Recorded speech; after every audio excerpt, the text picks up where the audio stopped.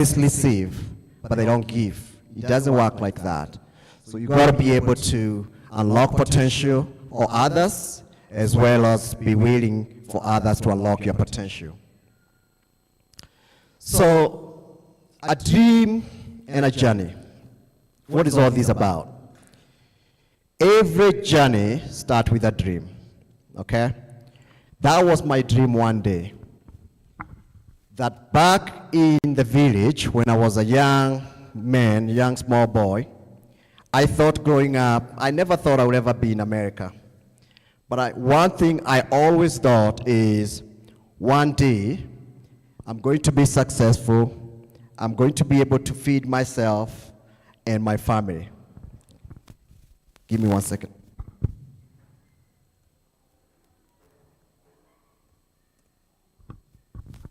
And so, if you think in terms of immigration, which is the focus of today from my perspective, if you think about immigration, it's not just about visas and what have you, and laws of the land. You know, it could be US or whatever. It's not just about that. It's about dreams, families, courage. And as one time President Reagan said in his speech, this was more specifically to America, American identity is built by people who come from everywhere to build something. And that's all what it is about. It's about dreaming of a journey that is going to make you better, make your family better, make your relative better, make your friends better. And that's what it's all about, okay? So let's watch a quick 3-second video that is going to demonstrate a little bit about this journey. This is a story about a pencil, and maybe some of you have heard about it. I know all of you have used a pencil. So let's watch that clip, and then we'll continue from there.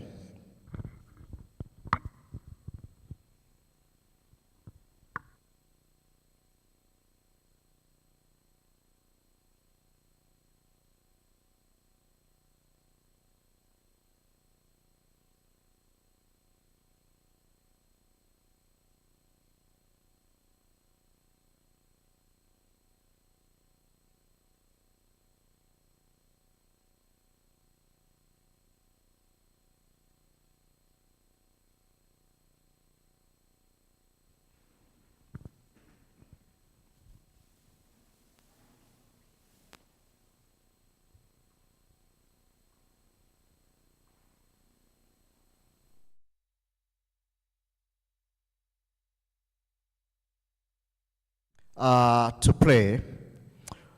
So let me briefly tell you how the agenda look like. So, few pathways for which people can migrate to any country that you want. So personally, from a career perspective, I was one of the immigrants, having left here back in 2001. And since I finished law school back in 2015, I've helped a lot of clients globally. You can think of any country in the globe. And all those people, they all share one dream: to get better. And the path to any of those countries, whether it's US, UK, or Germany, or Qatar, I hear a lot of Kenyans go to Qatar, or whatever, Arabic countries. Those dreams, they all start by somebody saying, could there be a better opportunity elsewhere than what I'm doing now? And so, if you think about in terms of opportunities, we all don't have the same opportunities. What we do have is probably similar dreams. And so, as we think in terms of how does your dream manifest itself? Does it manifest itself at your work, through your friends and people of that nature? And so,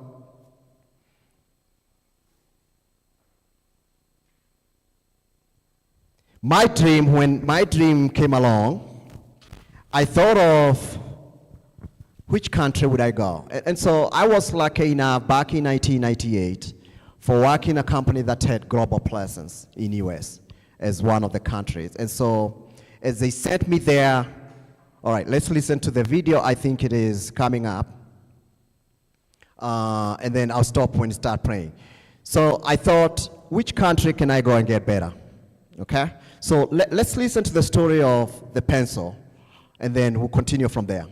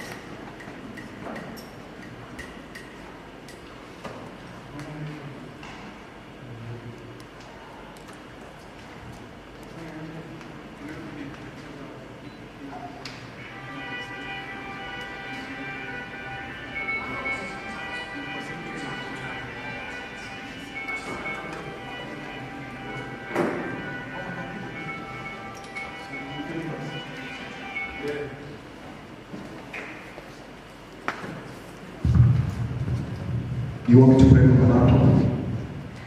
This is sound. This is the sound. Here.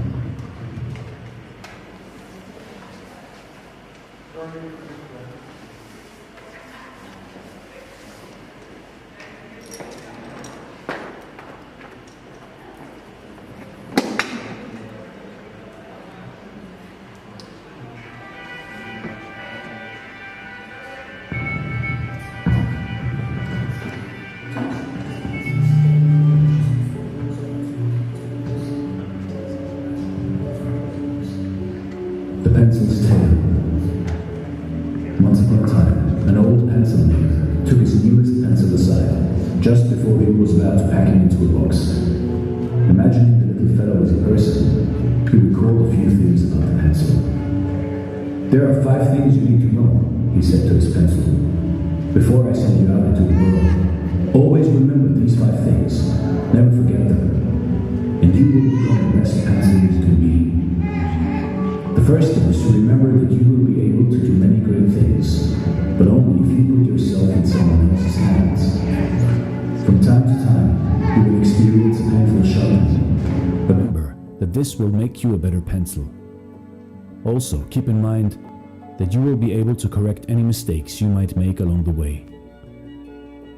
And the most important part of you is what's on the inside. And remember this as well. Upon every surface that you are used, you must leave your mark. No matter what else happens, you must continue to write. It seemed the pencil listened to him and promised he would remember these 5 things so that he could live his life with heart and purpose. You see life in your life. Put yourself in someone else's hand. Embrace challenges for growth. Learn from mistakes. Value inner qualities. And leave a positive mark on the world. And you too can become the best pencil there is. This was the pencil's tale. And this is very motivation. Thank you for watching and stay blessed.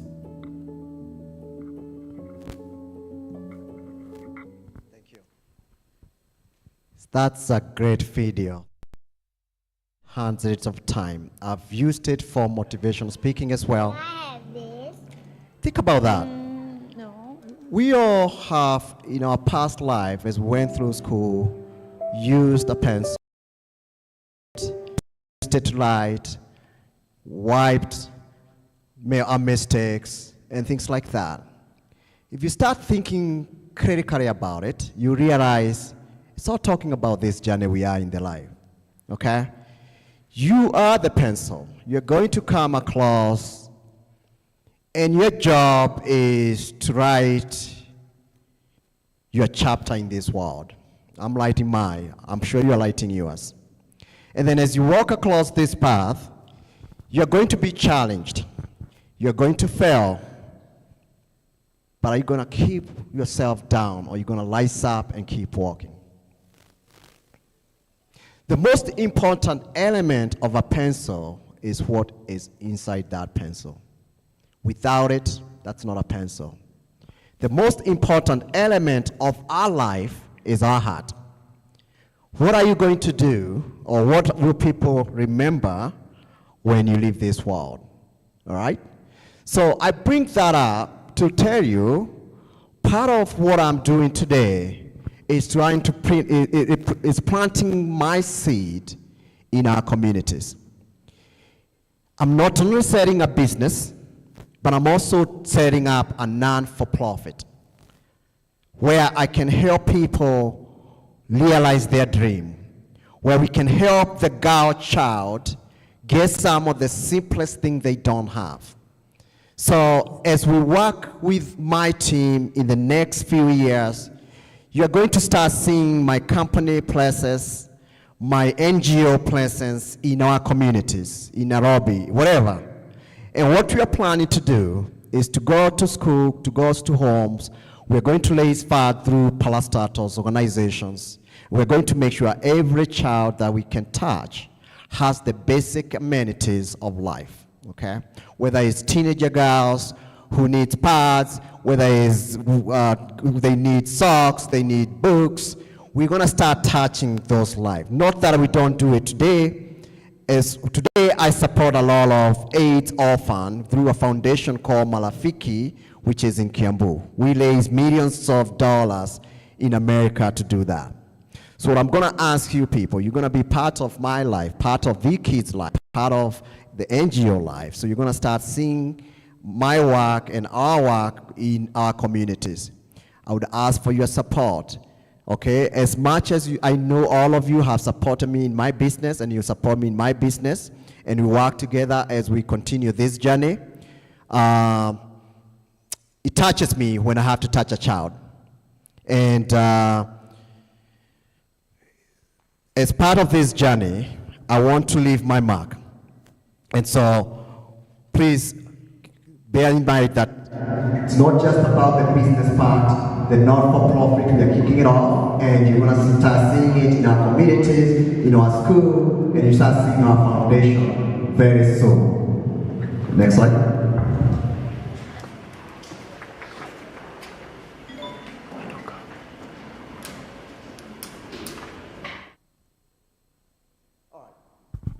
I think we are missing a slide before that, but it's fine. So it's not there. I realize I need to put it. So the next slide should have been the agenda. And hopefully, we have, and where's my, she here? Tell me when I'm about to stop. That way we can go for break, okay? Yes, because I can talk until tomorrow if you don't know me. All right, so what I wanted to do, and as an agenda, I wanted to go through some of the basic immigration opportunity for those who are willing to go to other countries. And then we're going to have a mock interview, which is where most of the Kenyans are trapped. And I want to teach and coach some of those basic questions, how you answer them, and how you should answer them. That's key to our success. So we're going to go through different classes of immigrations. And this is specifically to America. Different countries have different roles.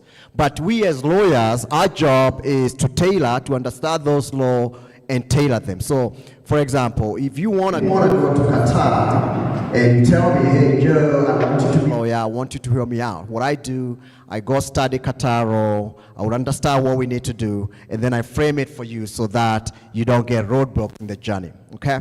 So let's start with these categories. So the first one, we call it family-based immigration opportunities.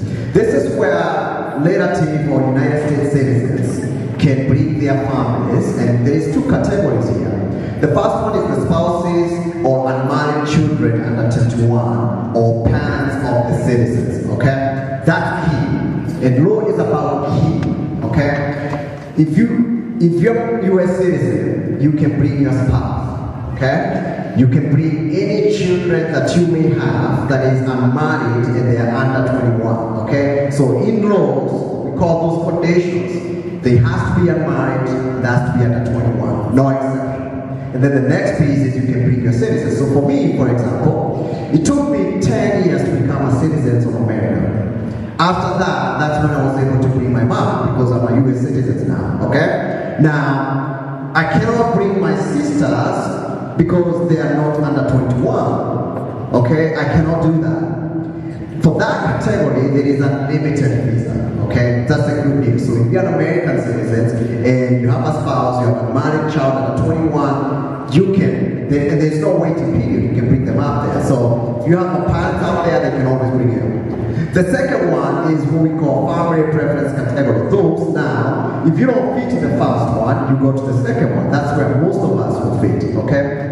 My sisters or siblings, that's where they come. Now, the problem with that is it takes long. It takes 20 years, 15 years for the process to go. Just remember this, the American, what they're trying to do is cut the number of immigrants. So they continue increasing the years. Trump is trying to increase that to 30 years from the time you file for them until they come. So if you logically think, so if you are a man of 50 plus years like I am, if you file for your sister and Trump changed laws, by the time I'm probably 81, that's when my sister will be coming. Okay? So that's that category there. Okay? And then there is the other one. Fiancé, spouse, transition features.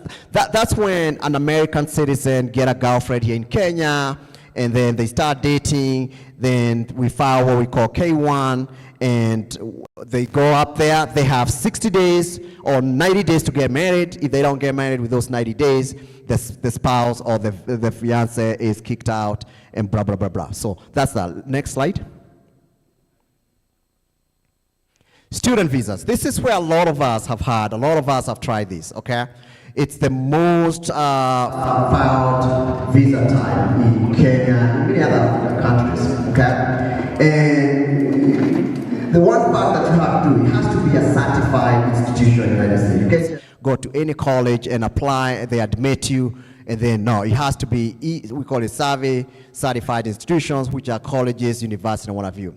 And then one condition is you have to remain as a student, okay? You can't just go there and say, whoa, darasa ni ngumu, and then quit. If you do that, they'll come for you, because nowadays, when you go through the airport, they take your eyes, fingerprints, and all that. They know where you live all the time. So ICE, which is Immigration and Customs Enforcement, they'll come for you anytime. So for those who are thinking of going as a student, that's one thing you can't blame. You can't blame those. You have to remain as a student, which is very, very expensive. When you go and become a student, you don't have a work permit.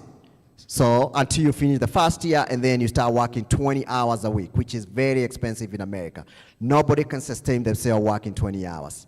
Okay, most of us work 2-3 jobs and have other extracurricular activities to raise money. So for students, it's a hardship. So for you parents who are thinking of sending kids to America, it's a great opportunity, because I think it is the best education in the world, because children from the age of 14, they are starting to be taught vocational, they are starting to go for internship, they are choosing courses that will help in their life, so it's the best colleges in there. However, it's very expensive, because that child, you have to finance them, you have to fund them until they finish the first year. And then once they finish the first year, then they can get 20 hours work either in campus or outside campus to finance themselves. So always think about those academic challenges, especially for student visa. Then we have the M1 vocational. Those are for non-academic vocational training, and we don't use those many. I don't see a lot of people doing that because most of the technical institutions in US, it takes a while for them to do that. So and most of those we see on vocational is old people. People just want to go and maybe learn electrical work and things like that. And I'll tell you, if you get a chance to do that and you go to US and become electricians, that's a money maker because we don't have many there. So for those who have technical skills, that's one area. If you go to US and you become a technician, whether it's AC, whatever, there's a lot of money there. And then the J1 exchange visas, that one primarily it's must be sponsored by the government, blah, blah, blah, blah. There's a lot of waivers. It takes a long process because you have to go through pre-approval through the government and things like that. It's not commonly used, but I wanted to highlight it so that if you hear people talking about student visa, it's not just F1. There are others you can also think about. And there is Chat AI now. All you need to tell Chat AI, if you can't afford a lawyer, hey, Chat AI, I don't want to do a F1. I want to do something else as a student. What visas? And then you continue with Chat AI and ask it, hey, what do I need to do? How can I qualify for this? And it's going to teach you how to do that. Next slide. Okay, so this is, I think I touched most of these. So yes, maintaining status for the, and I wanted to touch student visa because I know a lot of you and a lot of your friends came here for this. For F1, J1, it's valid until completion of academic year. Once you've finished, and then we can apply for you a work permit, which is temporary. We call it OPT. You get that, and then you have to finish within 60 days, blah, blah, blah, blah. So that's that. For M1 vocational, it's only limited to 30 days. Now you can imagine you're in US, you have spent a lot of money going through college or training, and then you're not given 30 days. What happened after that? So what you see here is the struggles most people who come from Kenya go through. They go there as a student, they finish being a student, they don't have money to come back home, and they're out of status. They can't be employed, they can't work, because they are not legally allowed to work. That's why now they start thinking, what happened after I finish college? Okay, it's good I finish college. I can't be hired, I can't be employed. It's after 1 year, then I get 1 year work permit. Luckily, we can apply for them for another maybe 1 year maximum. Then what happened after those 2 years? A lot of students go through depression, okay? Now, what we do as lawyers is try to find other ways of them getting papers. If it's a student of exceptional ability, then there are other certain type of visas we can apply for them.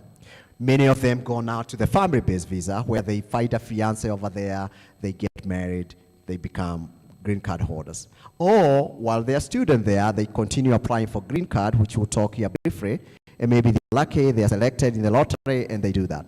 But I want you parents to think carefully and keenly as you're sending your kids to America, to other colleges, on some of those rules and small writing that you don't read behind the card, which really implode what those programs are, okay? Again, the most of the pitfalls is those limitations from a full-time employment. You want to work 20 hours and things like that. Next slide. How am I being time? 10 minutes, okay. To do that. Employee-based visas. So this is where a lot, okay, I've had people, the Kenyans now, there's a lot of people helping or attempting to help people through employment-based visa in Qatar, all right? American is very complex, okay? There is EB1 to EB5. And if you can see that, and we're gonna share, you don't have to write notes, we're gonna share this slide just to save your time, okay? We have these type 5 type of visas that are available through employment. If you have extraordinary abilities, you are a professor, you are a researcher, you could be working for UN, or you know somebody who can, who can give you those qualifications, then you can really try that. The only issue we see with this is in America, if you're going to America, for example, it has to be advertised for at least 3 weeks to the public, the job, so that if no other American can fulfill that position, then you can bring somebody from other countries. So that's a tough test. You can imagine the whole of America and no one that can do the job you want to do. That's rare. But we still do it, okay? EB2 advanced degree holders, etc. That's the same as EB1. It's only that one you require labor certifications, which is where companies have to go and prove that there's nobody else in the US can do that job, okay? EB3 also very similar. That require the employer to sponsor you 100%. It's used mostly by Indian and Chinese who are more into IT. And then we have the EB4. These are special migrants. This is the one that is used a lot in Kenya. You have churches, organizations that they get together and they people saying, hey, we're going to church there, blah, blah, blah, blah. And then once they're there, they sneak in and look for employment other way. And then the last one, I don't see it quite often. It's used by the rich people. If you have $800,000 to about 1.5 now, you come and invest in US, okay? They are money hungry, they're investors hungry. So if you have that kind of money or you know somebody with that kind of money, then you can do that. Okay, wrap it up. Okay, so I'm gonna stop here. And in the next sessions, what we're gonna do, we're gonna do mock interview, okay? And we're gonna focus maybe on students and family based. And what I'm gonna teach you and coach you is the typical question you find there, how you respond. I'm gonna select a couple of you here, okay? I don't know who it is. And then you're gonna come here and we're gonna do that. And then you typically see, why do people feel as they do when they go to the embassy? Part of it is we have people there who don't want you to migrate. You have to deal with that, you know, especially now with Trump as our president. He doesn't want immigrant, and that goes all the way to the embassies. So, but I'm gonna coach you and teach you a couple of things that I've learned in the process that have worked for other clients. It may never work for you, but at least it is good if you have somebody going for those interviews, for you at least to give them an idea. This is what you need to say when they ask this, or this is what you need to think through. So thank you, appreciate it. So I'll see you in a few minutes. Are you going to draw? Thank you very much, Wakili. We can't let him go without a round of applause. I mean, this is not information. This is not information that anyone is going to give us for free. So the best we can do is to say thank you by giving him a big round of applause. Please, let's do this again. So yes, as you absorb what Wakili has just given this opportunity to welcome Achayo Baraka. She's going to talk to us on business law. And please pay close attention. But I think before then, we can give like 5 minutes to ask any questions. If you have any questions for Wakili. Anyone?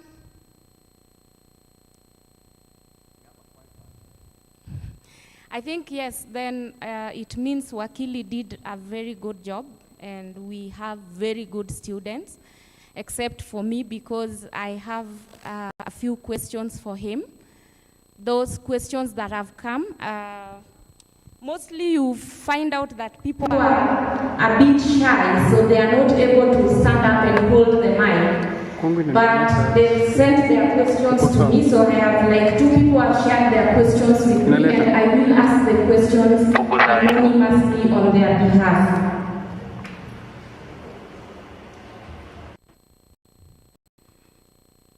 Wakili, one of the questions that we have here is, what tips do you have for making a strong visa or application? Great question. So we'll cover that in the next session. And then, are they online? Whoever asks, are they online? I know we are terrorizing online, YouTube and all that. Are they online?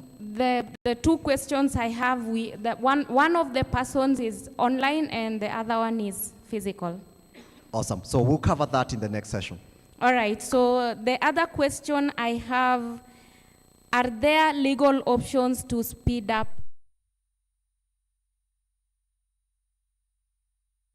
Yes, and I'll cover quickly because I know we are short of time. So if there are there are some cases where you have medical challenges of the family. Say, for example, your mom is not feeling well and she belongs to that priority class. We can always write motions to the embassy and to USIS to say we need, and the good news is for the preference category there is no limit and there is no time limit. Normally they tell you it is 2 years, but if you have a medical concern or there's somebody in US, for example, if it is me who is very sick and my mom need to come and see me, I can apply for accelerated processing, which we call premium processing. Thank you very much, Wakili. So that question has been answered. If you have any more questions and you are able to ask the question yourself, send it to me and I will ask. Karibu sana, Wakili.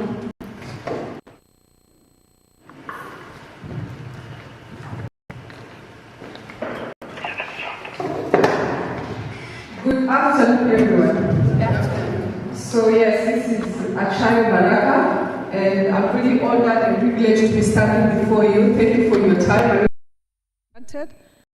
Everything has been said about me professionally, but one thing that wasn't said is that I'm a mother of 2 amazing girls. And so when I'm not here, I will be busy raising children.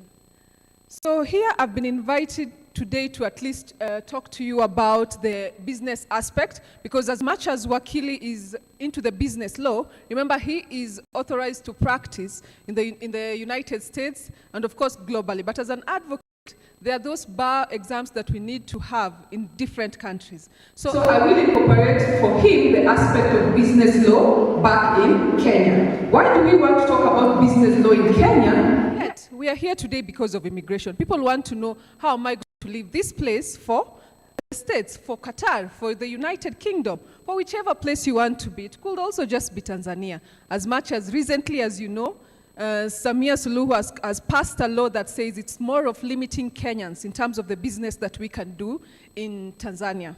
So, be it as it may, then it brings us to the question, why am I doing business law? For me, I have great belief that you might want your business to be known.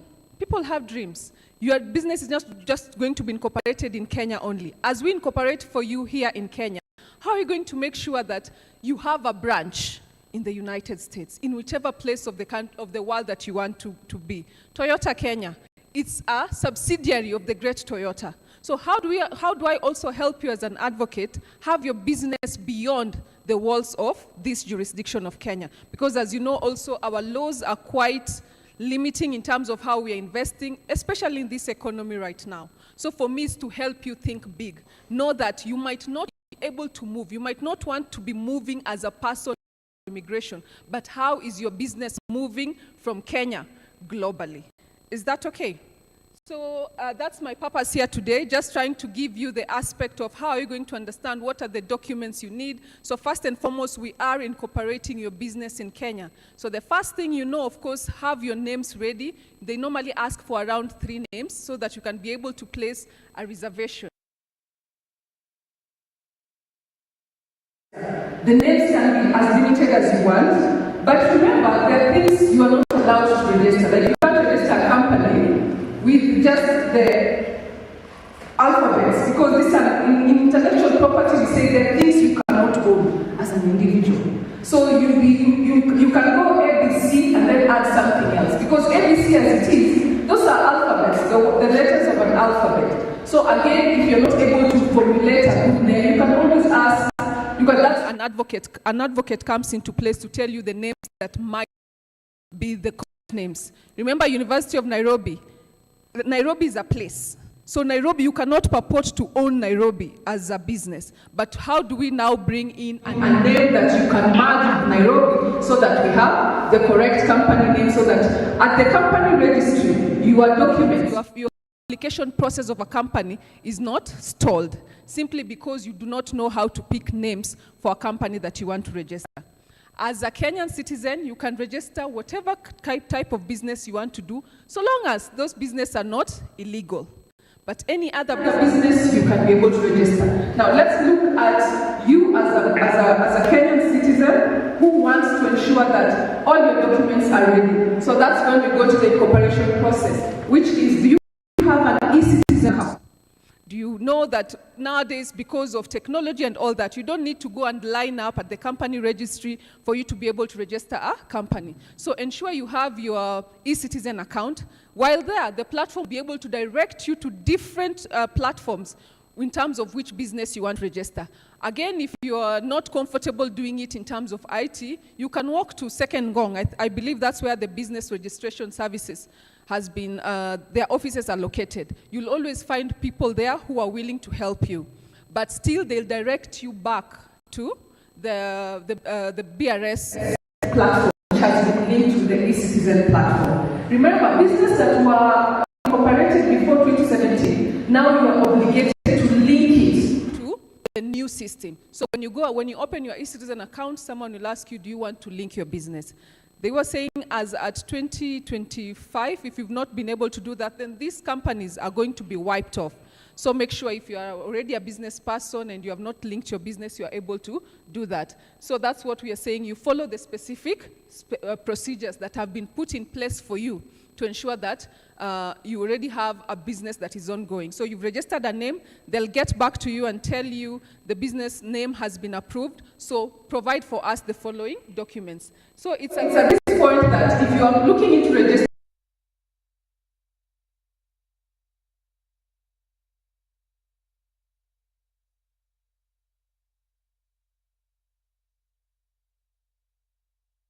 remember, foreigners can own shares 100%. So long as we have their passports, their alien IDs and all that, we can still be able to ensure that they can own companies back in Kenya.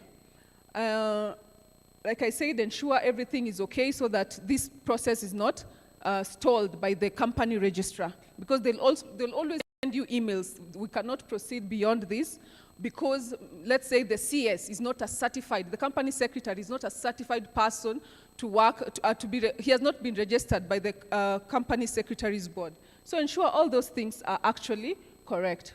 Then upon approval, if everything is okay, you'll be given a certificate of incorporation. Remember, every time you want to do any business, someone will always be asking, do you have a company?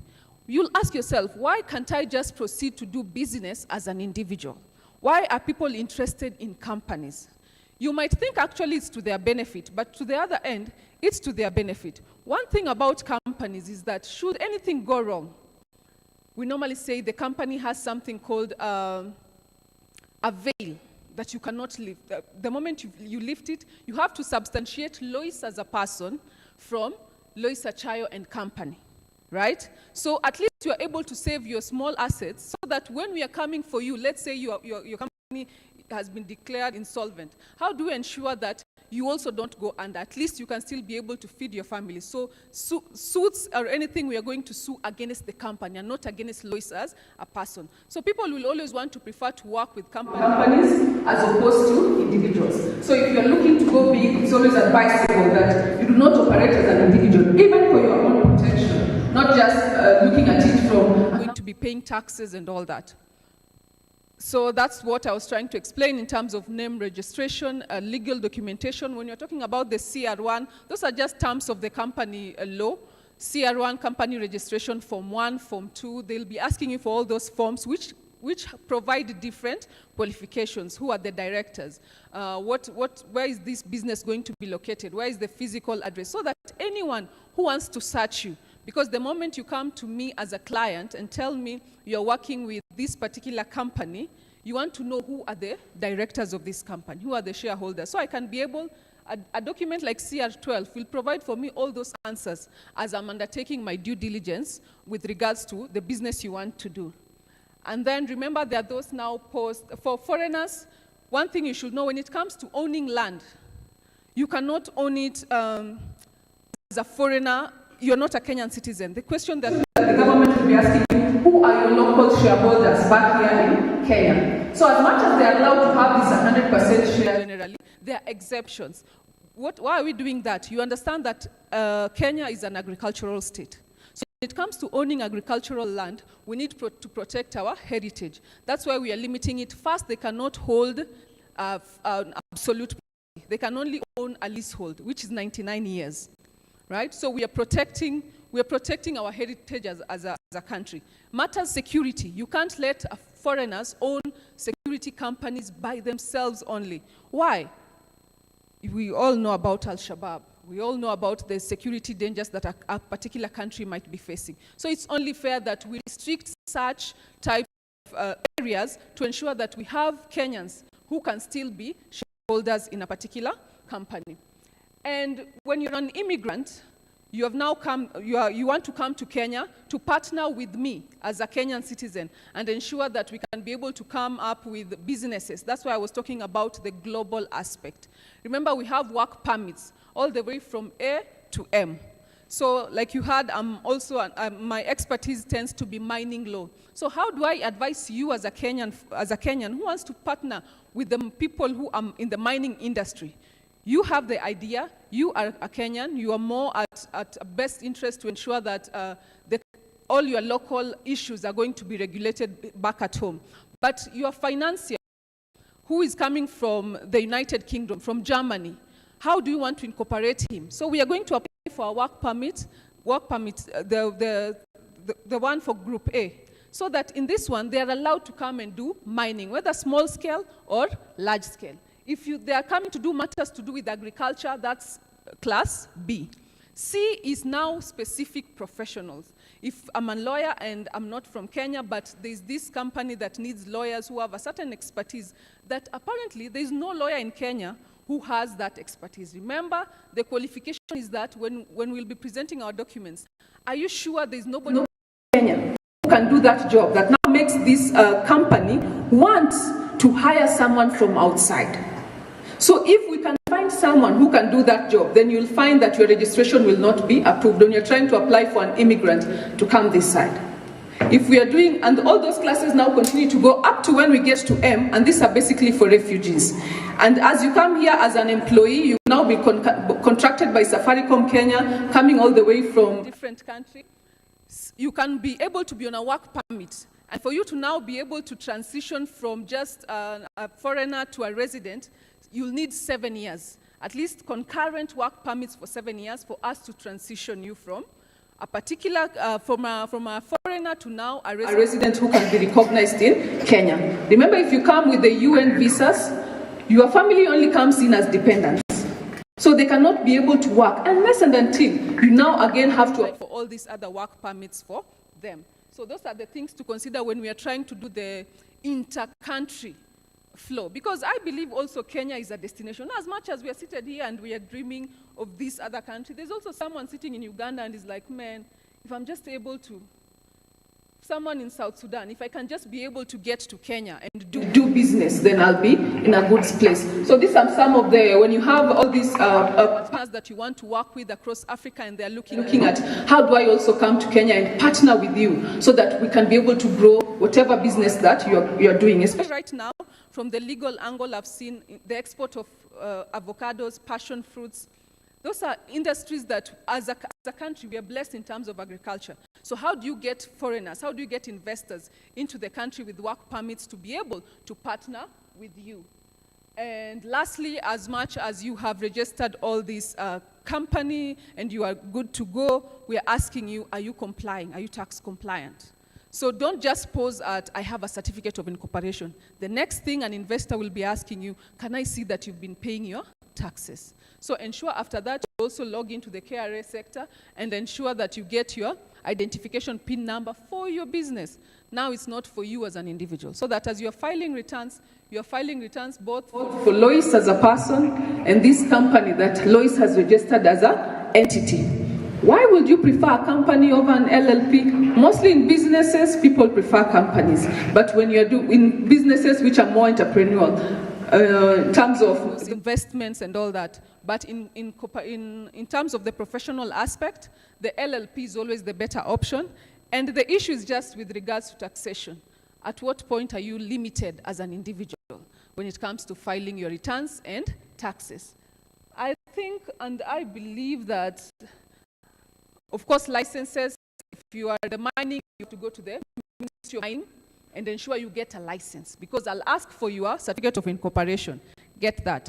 Now, let me ask for your PIN. You are good. Now, do you have the license to do agriculture in Kenya? Did you go to the Ministry of Agriculture? You're providing education services. What does the Ministry of Education give you a license for you to be importing teachers from whichever country to this place?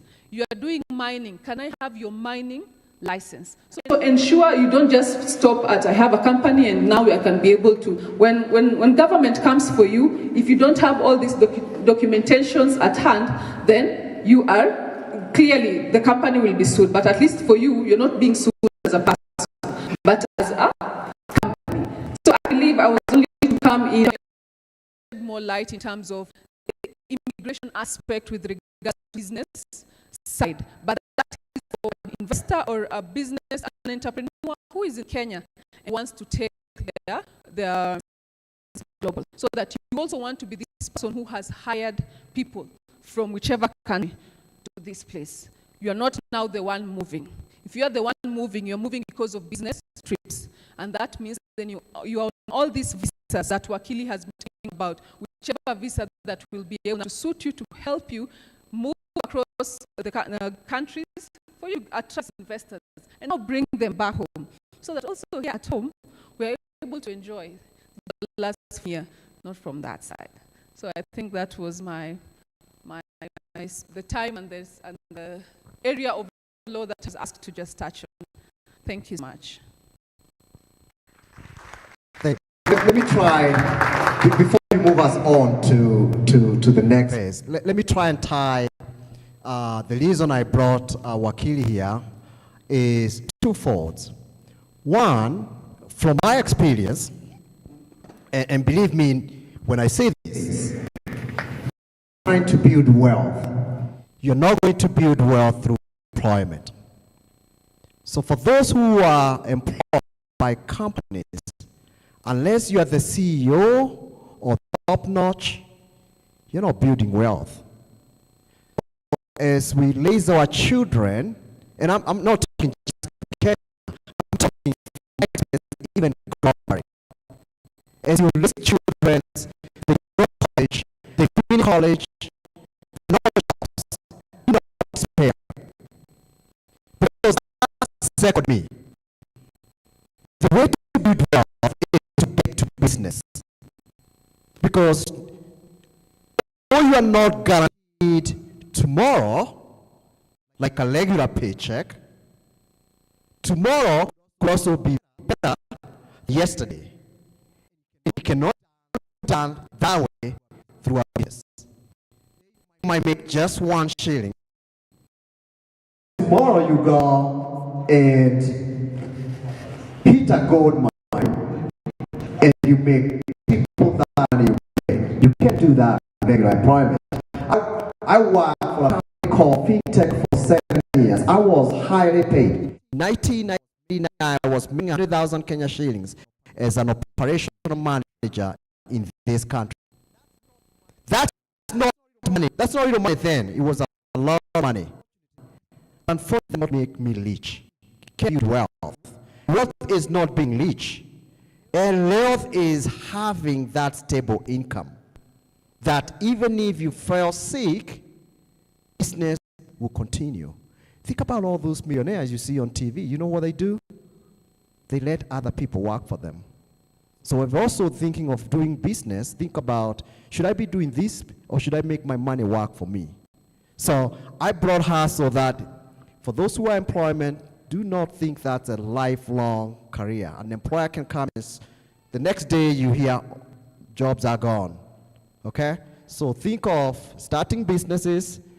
If you have that need, I cannot practice locally. I don't have a license to practice in Kenya. What I do is a personal relationship that you guys can tap to and see the influence of Wakilis here locally to help with that. And they know me. I am trusted. As I say, the transparency, trusted is my call. So whoever I work with, we believe in the same relationship. I will never bring somebody that I don't trust, okay? That's why I wanted to tie that on what immigration have to do with this is because I truly, truly believe that if you want to build wealth in this country, other countries, get out of being employed by somebody, okay? Don't say if you're working for somebody now, I'm not saying you go quit. Don't write a quit letter today. I just say plan yourself, get an escape route, invest in your business. That way when you wake up, you're working for yourself. If you lose money, it's you who lost money. But I guarantee you, 5 years from now, if you start investing in yourself, you're going to be better then than you are today.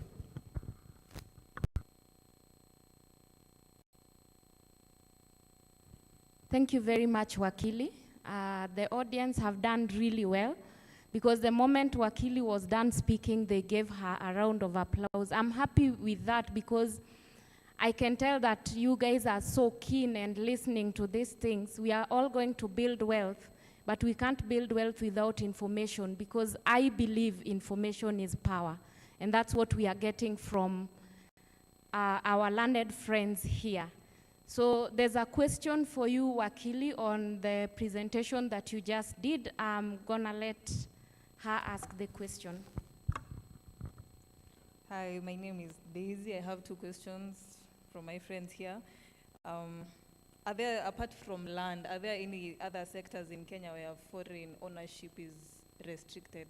And the other question is, I've seen that the US, I don't know, minimum investment is $800,000 to 1.5. So when it comes to Kenya, is there a minimum capital investment required for foreigners? Okay, that's a good question. With regards to restricted areas, remember I'm talking, even when I talk about land, I'm talking about agricultural land. And then I talked about security, the security sector. There's also the banking sector. Because again, remember banks, most of the time we are running the economy. So you wouldn't want to delegate that just purely to foreigners. So you would want the shareholders to also, we would want you to also prove you have local shareholders in that particular company. With regards to minimum capital, I believe, especially with those work permits I was talking about, the class CD, when you're trying to bring in people and you're making that application, the application form will cost you around 20,000. But the minimum capital that is normally around 100,000 in a year. So for us, we are not exorbitant and investor hungry because we don't want to chase investors in the smallest way possible. You know, America can behave the way it does because after all, they can't survive without us.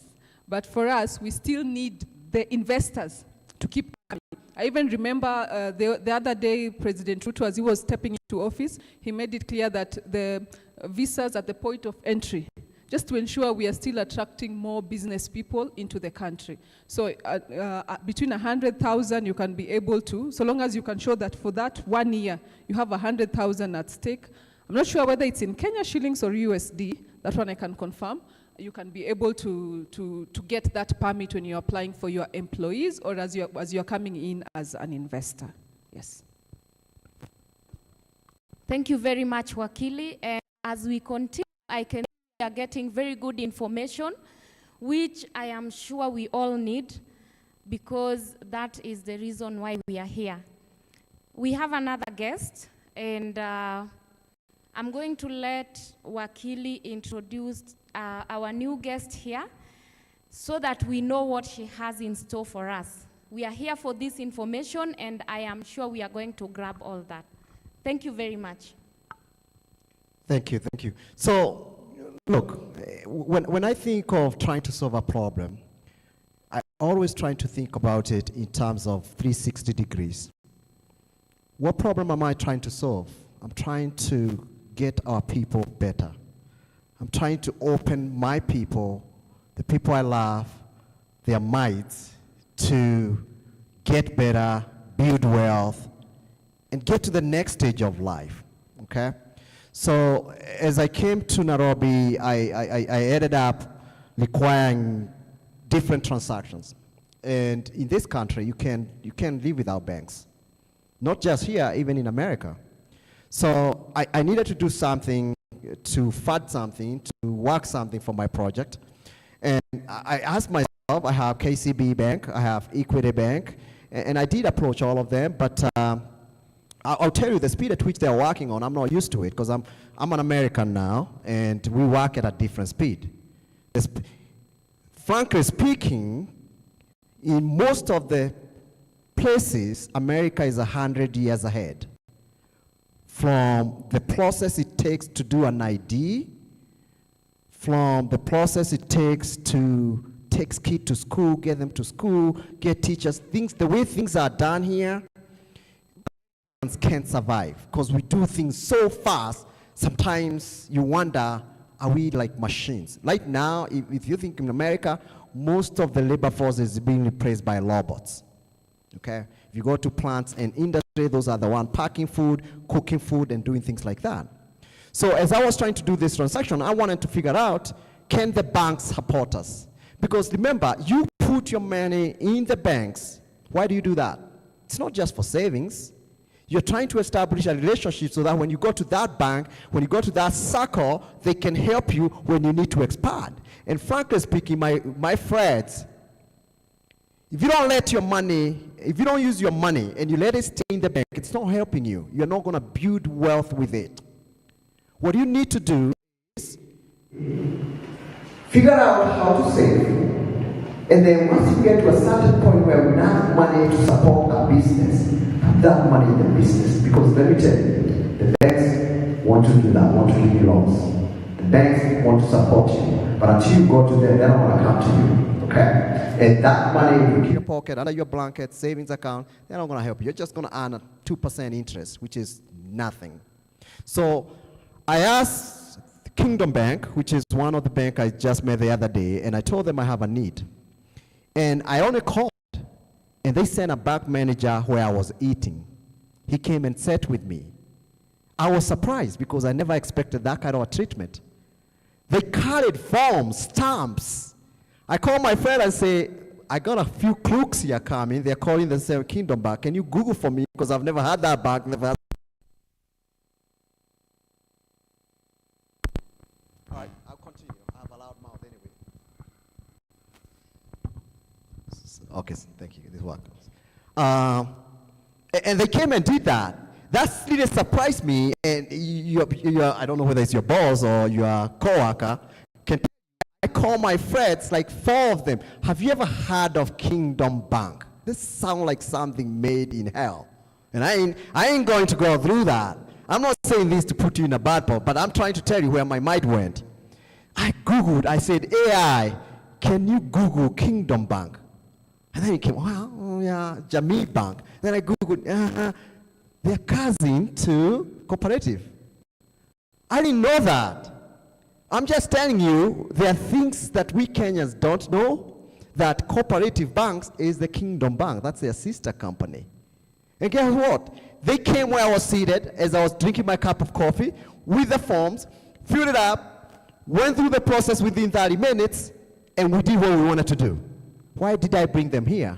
Because if you're struggling with your banks, vouch yourself. Find other banks that can work with you. Okay? Come, guys, lace up. Work smarter, not harder. To do it. Finding a bank that is going to partner with you in your journey to grow your business. And now I'm going to welcome Sharon. I don't know how many minutes Sharon has. Because I know people are hungry. How many minutes she has? Okay. So, Sharon, welcome. Thank you, Joe. Thank you. Hello, everyone. I'm Sharon. I am Sharon Mosiani. I work with Kingdom Bank, Diaspora Banking Department. Na wakaribia, ndio to feel joto, kuna baridi. Many people are hungry, and I want this session to be so interactive, because this is how we are with our diaspora customers. Hao ni watu wetu. We want them to feel, even if you're working to find your hard-earned income in the diaspora, you can give me a call anytime you feel comfortable. Even we can talk.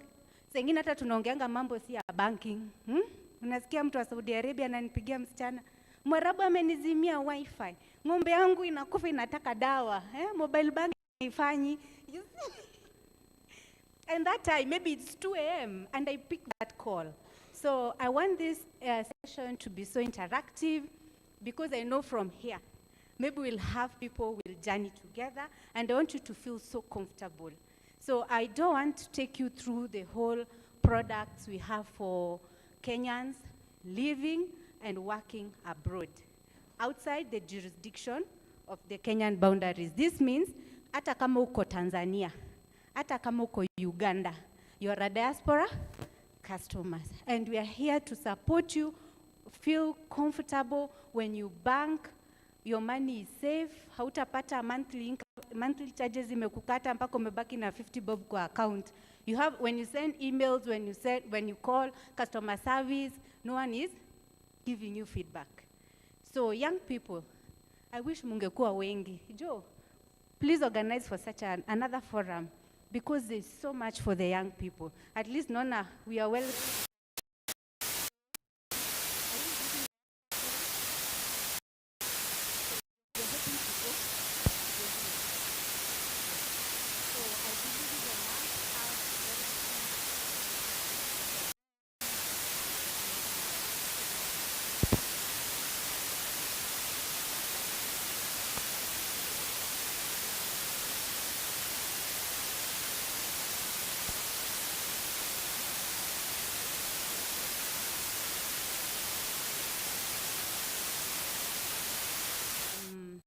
Was formerly known as Jamii Bora Bank.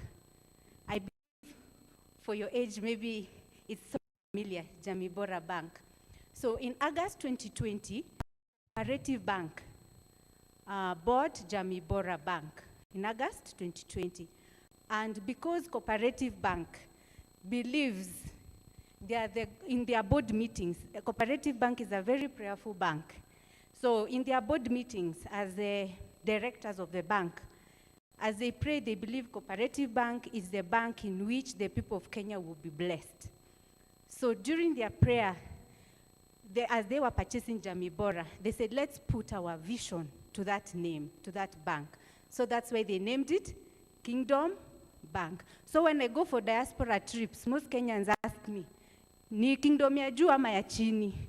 So when I have that explanation, I think everybody is at peace.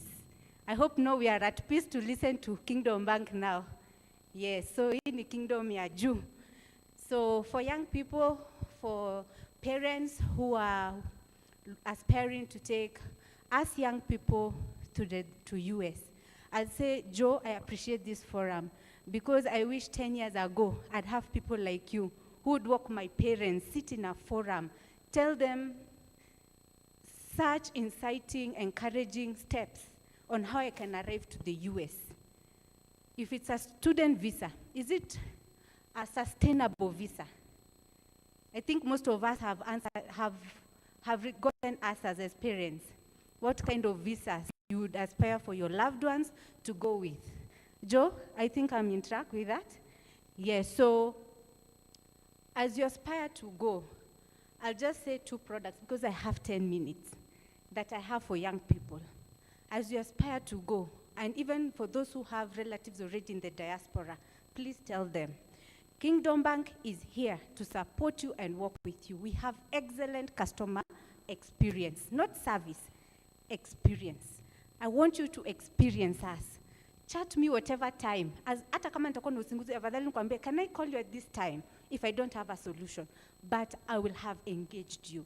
There's nothing as sad as Joe is texting me, US time, it's lunchtime, you want to do a portal transfer, and no one is answered that call. No one is texting him back. As hata nikimwambia, I'll call you back. That is communication. So I want you to, your relatives, your friends to have the best customer experience. The other thing I'll just say shortly is investment. It can, as Joe has said, we cannot live paycheck to paycheck. We can earn a lot of money, but if that money is not working for you, how does this work for you? Currently with Kingdom Bank, we have a saving plan for our people in the diaspora, where if I ask you, give me 1 million, I fix for you at a very high interest earning rate, let's say 20%. You don't have it. Yet you know in 1 year, because maybe after 1 year or 6 months, depending on your time, you know you'll be back in Kenya. And because people in the diaspora do not trust nowadays, friends and family. Unamwambia kutafutia plot, unapata mekutafutia, lakini utoke kwa mteremko chini wende lakini unajua. Yeah? You've seen. So with the bank, you're able to save your money till you come back home and say, now I'm ready. Even if you're being asked by the person you want to buy an apartment or a land that make 20% deposit, then the bank finances you 80%. Umekuja umejionea, si ndio? Your money umekuwa ukibuild pole pole, that 1 million for 1 year. And once you tell me, Sharon, that is my plan, 1 million for 1 year, I give you an interest rate that is fixed, even if it's 10%. So every time you make your monthly contribution or your lump sum contribution towards the flexible fixed deposit saving plan, I give you a fixed deposit receipt at a bank 50,000 towards that plan, your rate iko stagnant. Hata CBK wateremshe T-bills ifike 4, yako bado inabaki 10. If the rates go up, it's to your favor. As your relationship manager, I will adjust it. But what are we doing? We are hedging against inflation.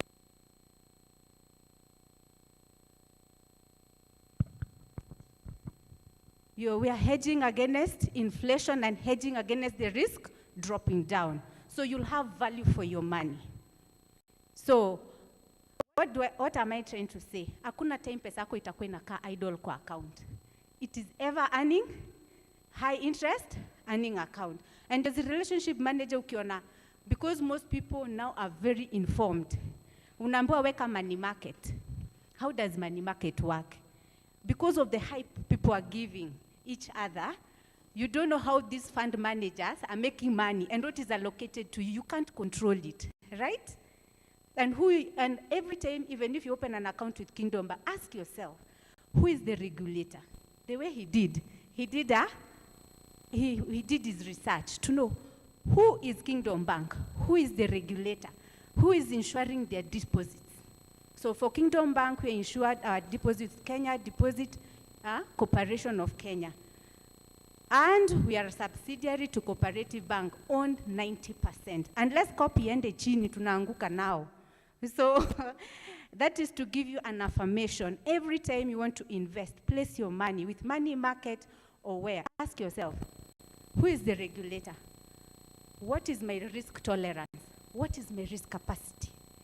So as you sit there in US, where you cannot take a flight in 10 minutes to come back to Kenya and talk to these people, unaweza fika upate ofisi imefungwa na it is not existing. So young people, before we place our money, where we are placing, have a relationship person.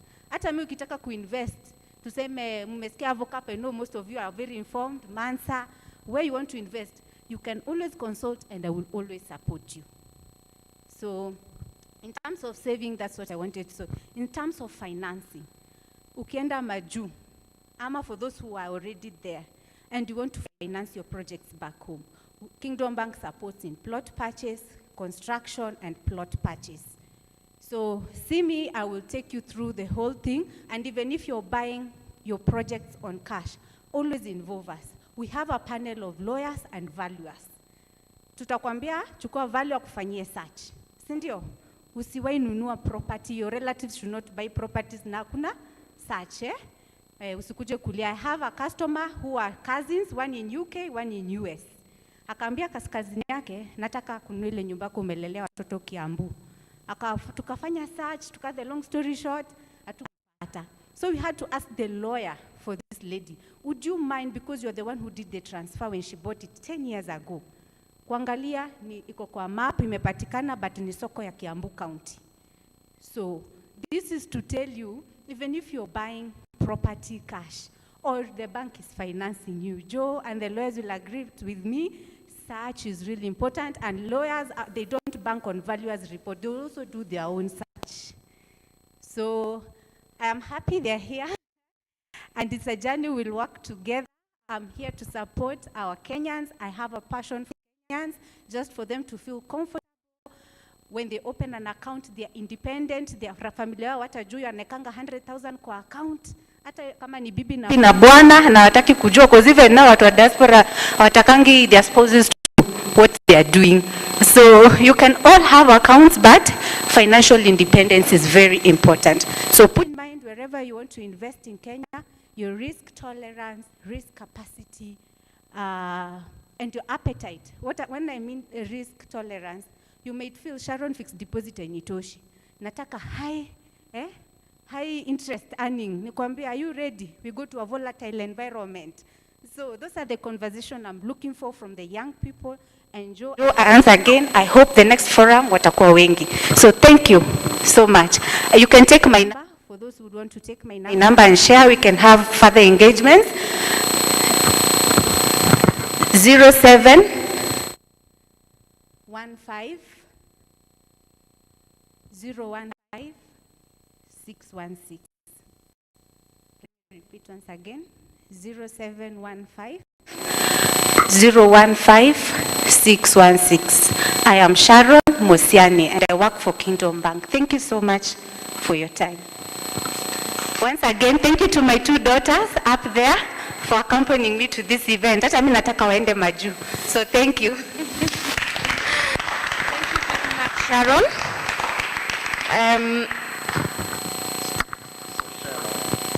Just one, a quick one here. So, since not everybody gonna go to America and become diaspora, I want you to take care of our.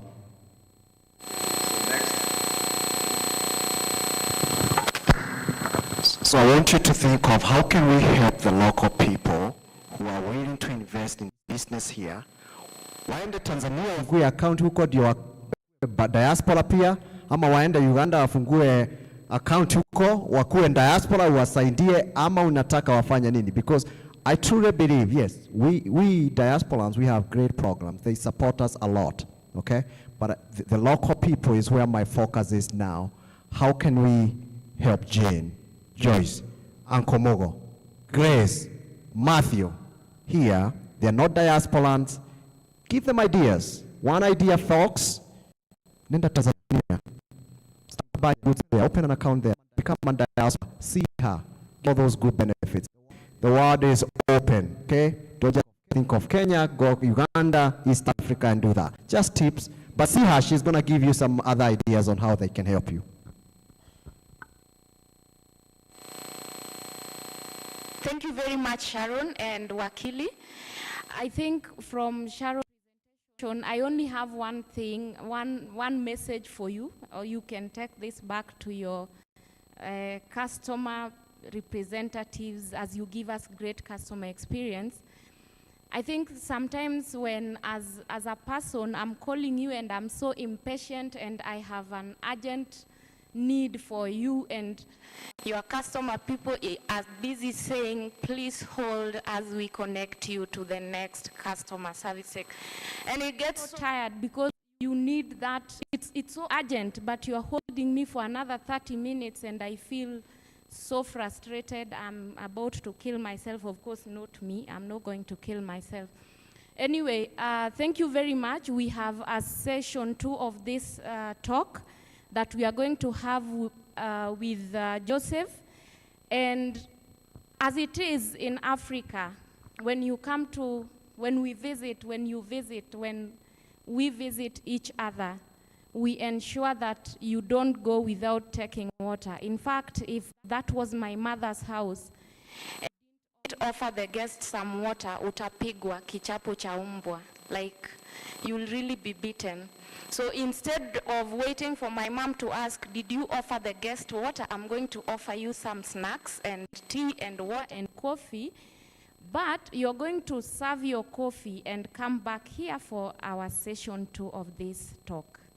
Those of us who are watching online, we are very proud of you. Thank you so much.